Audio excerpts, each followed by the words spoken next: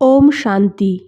আজ ২৮ জানুয়ারি ২০২৬ আমরা বাবার অমূল্য মধুর মহাবাক্য শুনব। ওম শান্তি। মিষ্টি বাচ্চারা, মোস্ট বিলাভেড শিব বাবা এসেছে তোমাদের বিশ্বের মালিক বানাতে, তো ওনার শ্রীমতে চলো। আজকের প্রশ্ন: মানুষ পরমাত্মার সম্বন্ধে কোন দুটো কথা একে অন্যের থেকে ভিন্ন বলে? উত্তর: একদিকে বলে পরমাত্মা অখণ্ড জ্যোতি, অন্যদিকে বলে ওনার নাম রূপ হয় না। এই দুটো কথা একে অপর থেকে ভিন্ন হয়ে যায়। যথাযথ রূপে না জানার কারণেই পতিত হতে থাকে। বাবা যখন আসে তখন নিজেই সত্যিকারের পরিচয় দেয়। আজকের গীত: মরনা তেরি গলি মে, জিনা তেরি গলি মে। ওম শান্তি। বাচ্চারা গান শুনেছে, যখন কেউ মরে যায় তখন বাবার কাছে জন্ম নেয়। বলা হয় যে বাবার কাছে জন্ম নিয়েছে, মায়ের নাম নেওয়া হয় না, বাবাই শুভেচ্ছা পায়। এখন তোমরা বাচ্চারা জানো আমরা আত্মা, ওটা ছিল শরীরের কথা। একটা শরীর ছেড়ে আর একটা বাবার কাছে জন্মায়। তোমরা ৮৪ জন্মে ৮৪ সাকারি বাবা পেয়েছ। বাস্তবে আসলে হলো নিরাকার বাবার বাচ্চা। তোমরা আত্মা পরমপিতা পরমাত্মার বাচ্চা। থাকো ওখানে, যাকে নির্বাণধাম বা শান্তিধাম বলা হয়। আসলে তোমরা ওখানেই থাকো, বাবাও ওখানে থাকে। এখানে এসে তোমরা লৌকিক বাবার বাচ্চা হও, তো ওই বাবাকে ভুলে যাও। সত্যযুগেও তোমরা সুখী হয়ে যাও, তো ওই পরলৌকিক বাবাকে ভুলে যাও। সুখে ওই বাবাকে কেউ স্মরণ করে না, দুঃখে মনে করে, আর এই মনে করে আত্মাই। যখন লৌকিক বাবাকে ইয়াদ করে তো বুদ্ধি শরীরের দিকে থাকে। ব্রহ্মা বাবাও শিব বাবাকে ইয়াদ করবে, তো বলবে ও বাবা। হয় দুজনাই বাবা, ব্রহ্মা বাবা আর শিব বাবা। রাইট অক্ষর হলোই বাবা। ও বাবা, এও বাবা। এ লৌকিক বাবা ও পরলৌকিক বাবা। আত্মা ওই রুহানি বাবাকে মনে করে, তো বুদ্ধি ওখানে যায়। এটা বাবা বসে বাচ্চাদের বোঝায়। এখন তোমরা এটা জানো বাবা এসেছে আমাদের নিয়ে যাওয়ার জন্যে। বাবা বলে, প্রথমে প্রথমে আমি তোমাদের স্বর্গে পাঠিয়েছিলাম। তুমি খুব খুব সহকারী অর্থাৎ ধনী ছিলে। তারপর ৮৪ জন্ম নিয়ে ড্রামা প্ল্যান অনুসারে এখন দুঃখী হয়েছ। ড্রামা অনুসারে পুরনো দুনিয়া এখন শেষ হয়ে যাবে। তোমার আত্মা আর শরীররূপী বস্ত্র শতপ্রধান ছিল। গোল্ডেন এজ থেকে সিলভার এজে আত্মা এসেছে, তো শরীরও সিলভার পেয়েছে। তারপর কপার এজে এসেছ। এখন তো তোমরা আত্মা একদমই পতিত হয়ে গেছো, তো শরীরও পতিত হয়ে গেছে। যেমন 14 ক্যারেট সোনা কেউ পছন্দ করে না, কালো হয়ে যায়। তোমরাও এখন কালো আয়রন এজ হয়ে গেছো। এখন আত্মা আর শরীর এমন কালো হয়ে গেছে, তো পিওর কি করে হব? আত্মা পিওর হবে তো শরীরও পিওর হবে। ওটা কিভাবে হবে? গঙ্গা স্নান করলে হবে কি?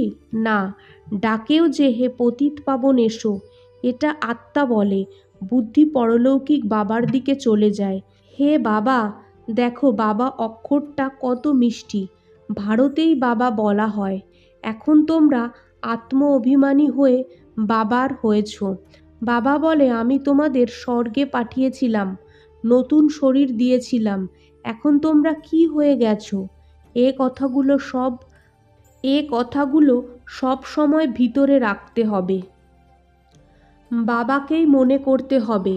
মনেও তো করে, তাই না? বাবা, আমরা পতিত হয়ে গেছি, এখন এসে পাবন বানাও। ড্রামাতেও এই পার্ট আছে, তাই তো ডাকে। ড্রামা প্ল্যান অনুসারে আসতেও তখনই হয় যখন পুরনো থেকে নতুন হবে, তো জরুর সঙ্গমে আসবে। বাচ্চাদের নিশ্চয় আছে যে বাবা হলো মোস্ট বিলাভেড, বলেও সুইট, সুইটার, সুইটেস্ট। এখন সুইট কে? লৌকিক সম্বন্ধে সুইট হলো ফাদার, যে জন্ম দেয়, তারপর টিচার, কারণ তার কাছে পড়ে আমরা মান পাই। নলেজকে সোর্স অফ ইনকাম বলা হয়। জ্ঞান হলো নলেজ, যোগ হলো ইয়াদ। বেহাদের বাবা যে আমাদের স্বর্গের মালিক বানিয়েছিল, ওনাকে তোমরা এখন ভুলে গেছো। শিব বাবা কেমন করে এসেছে কেউ জানে না। চিত্রতেও ক্লিয়ার দেখিয়েছে ব্রহ্মা দ্বারা স্থাপনা শিব বাবা করায়। শ্রীকৃষ্ণ কিভাবে রাজযোগ শেখাবে? শ্রীকৃষ্ণ কিভাবে রাজযোগ শেখাবে? রাজযোগ শেখাই সত্যযুগের জন্য, তো অবশ্যই সঙ্গমে বাবাই শেখাবে। সত্যযুগ স্থাপনা করে বাবা, শিব বাবা ব্রহ্মার দ্বারা করায়।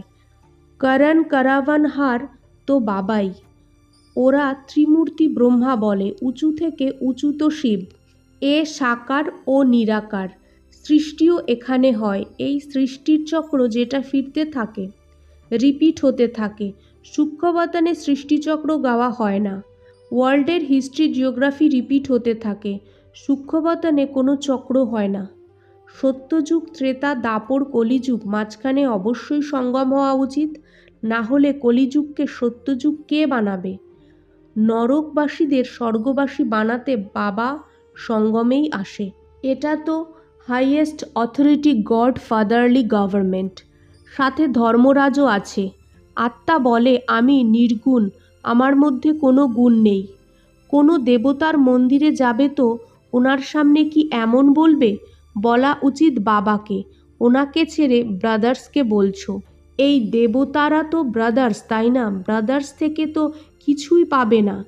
ভাইদের পুজো করতে করতে নিচে নেমে গেছো। এখন তোমরা বাচ্চারা জানো যে বাবা এসেছে, ওনার থেকে আমরা বর্ষা পাই। বাবাকেই জানো না, সর্বব্যাপী বলে দাও। কেউ বলে অখণ্ড জ্যোতি, কেউ বলে নাম রূপ নেই। যদি অখণ্ড জ্যোতিই হয় তাহলে নামরূপ থেকে ন্যাড়া কিভাবে হয়? বাবাকে না জানার কারণেই পতিত হয়ে গেছো। তমপ্রধান হতেও হবে। তারপর আবার বাবা এসে সবাইকে শতপ্রধান বানায়। আত্মা নিরাকারী দুনিয়ায় বাবার সাথে থাকে, তারপর শত রজ তমতে এসে পার্ট বাজায়। আত্মাই বাবাকে ইয়াদ করে। বাবা আসে আর বলে ব্রহ্মা শরীরের আধার নেই। এটা তো ভাগ্যশালী রথ। আত্মা ছাড়া রথ হয় নাকি? এখন তোমাদের বোঝানো হয়েছে এটা হলো জ্ঞানের বর্ষা, নলেজ। এর দ্বারা পতিত থেকে পাবন হও। গঙ্গা যমুনা তো সত্যযুগে হয়। বলে যে শ্রীকৃষ্ণ যমুনার তীরে খেলা করত, এমন কোনো কথা হয় না। ও তো সত্যযুগের প্রিন্স। খুব ভালোভাবে ওনাকে পালন করা হয়, কারণ ফুল, তাই না? ফুলকে কত যত্ন করা হয়। ফুল থেকে সবাই এসে সুগন্ধ নেয়। কাটায় কি সুগন্ধ নেওয়া হয়? এখন তো হলোই কাটার দুনিয়া। কাটার জঙ্গলে বাবা এসে গার্ডেন অফ ফ্লাওয়ার বানায়। এই জন্য ওর নাম বাবুলনাথও রেখে দিয়েছে। কাটাকে বসে ফুল বানায়, এই জন্য মহিমা গাওয়া হয়। কাটাকে ফুল বানানো বাবার সাথে বাচ্চাদের কত ভালোবাসা থাকা উচিত। লৌকিক বাবা তো তোমাদের গর্তে ফেলে দেয়। এই বাবা 21 জন্মের জন্য তোমাদের গর্ত থেকে বের করে পাবন বানায়। লৌকিক বাবা তো তোমাদের পতিত বানায়। তাই তো লৌকিক বাবা থাকতেও তোমরা কাকে ডাকো? পরলৌকিক বাবাকে। আত্মাই ইয়াদ করে। এখন তোমরা জানো অর্ধেক কল্প বাবাকে মনে করেছি। বাবা আসে অবশ্যই। শিব জয়ন্তী পালন করা হয়, তাই না? তোমরা জানো আমরা বেহাদের বাবার হয়েছি। এখন আমাদের সম্বন্ধ ওনার সাথেও আছে, তো লৌকিকের সাথেও আছে। পরলৌকিক বাবাকে ইয়াদ করলে তোমরা পাবন হবে। আত্মা জানে যে এখানে আমাদের লৌকিক আর ওখানে পরলৌকিক বাবা আছে। ভক্তি মার্গেও আত্মা জানে, তাই তো বলে হে ভগবান ও গড ফাদার। অবিনাশী ফাদারকে ইয়াদ করে। বাবা এসে হেভেন স্থাপন করে। এটা কেউ জানে না। শাস্ত্রতে তো যুগের আয়ু অনেক লম্বা করে দিয়েছে।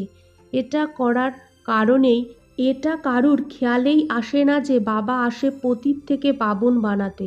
তো অবশ্যই সঙ্গমে আসবে। কল্পের আয়ু 1,00,000 বছর বলে মানুষকে ঘোর অন্ধকারে ফেলে দিয়েছে।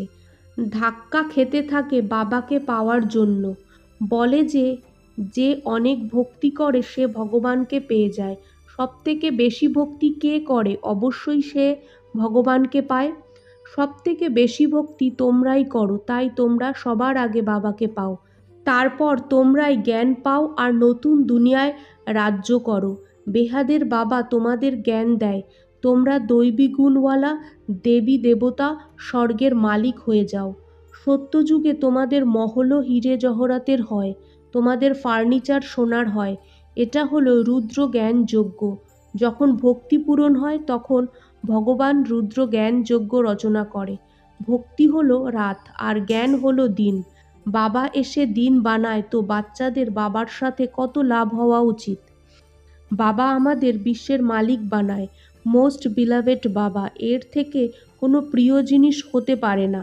আধাকল্প মনে করেছ যে বাবা এসে আমাদের দুঃখ দূর করো, এখন বাবা এসেছে বোঝায় যে তোমাদের গৃহস্থ ব্যবহারে থাকতেই হবে। এখানে এসে কতক্ষণ বসবে?